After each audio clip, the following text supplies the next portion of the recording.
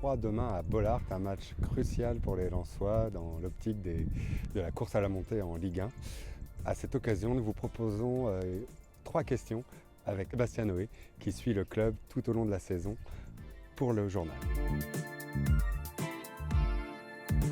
Dans l'absolu, c'est un bon point, puisque Le Havre était une équipe qui avait gagné ses 2 premiers matchs en 2020, qui était en pleine confiance.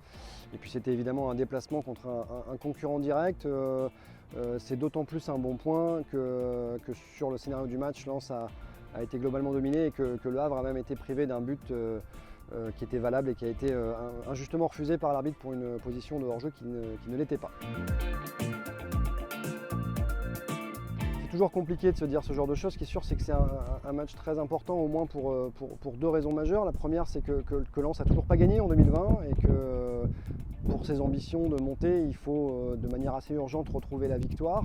Et puis la deuxième, bien évidemment, c'est que c'est un choc entre 2 concurrents, que Troyes est encore plus mal en point puisqu'il sort de 3 défaites d'affilée, que c'est donc l'occasion pour les hommes de Philippe Montagnier de taper un coup moralement sur un adversaire.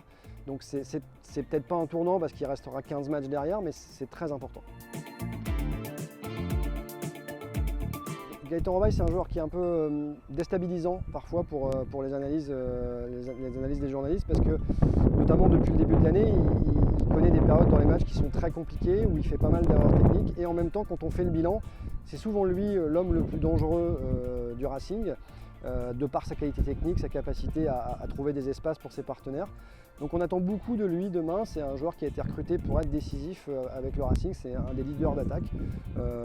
Il a besoin d'être un peu plus régulier parce que le talent il l'a, et on espère pour le Racing que ce sera lui qui sera décisif demain contre Troyes.